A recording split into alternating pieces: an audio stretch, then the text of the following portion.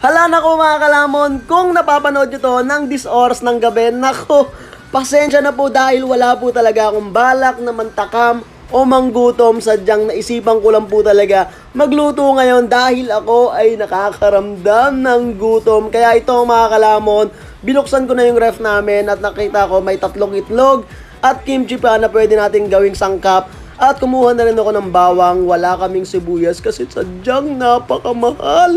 At ang sakit sa bulsa, may 2 manok pa na natira at syempre kanin. Ito na, binuksan ko na ang kalan, nagbuhos na ako ng mantika at habang inaantay kong uminit yung mantika, ito, naggayat na ako ng bawang, kanya-kanyang style tayo. Gusto ko yung pino. Ito na, naglagay na ako ng itlog. O, diba? Halatang walang alam sa pagluluto, pati yung shell ng itlog sinasama. Diba, alibawi tayo sa take 2 mga kalamon. Look at this. O, diba? Perfect sunny side up ala Kuya Ritz TV. Grabe yung saya kapag na-perfect mo ng gantong luto yung sunny side up po. At ito na, nagigisa na ako ng bawang at kapag medyo golden brown na siya at tostado na, ihahalo ko na yung kimchi na nakita ko sa rep na matagal ko na palang binili. Tapos ngayon ko lang napansin, hindi ko kasi naalala na meron pala ako noon.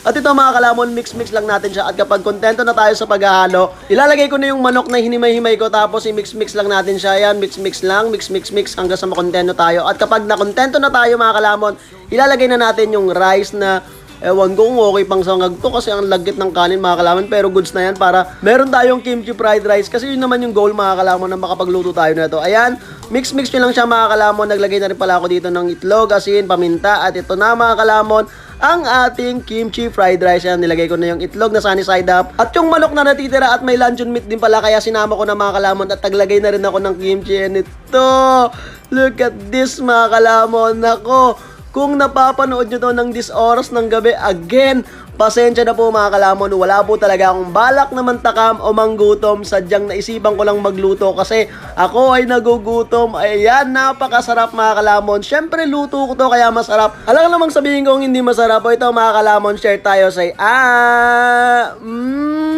sarapi. Grabe, na-miss ko mag voiceover mga kalamon. Kaya kayo kung napapanood nyo to at natatakam ko kayo, check nyo na rin yung ref nyo. Baka meron dyan na pwedeng yung lutuin gaya nito mga kalamon. O diba? Wow! O diba, tamang hanap lang na merkado sa rep kasi sayang naman mga kalamon kung hindi natin gagalawin. Gaya ng kimchi, bumili ako, tapos lagi ko lang siya naaalala kapag tapos kong kumain. Kagaling diba? At least ngayon naalala ko na kaya meron tayong another food trip satisfied na kimchi fried rice, sunny side up egg, fried chicken, luncheon meat, and kimchi.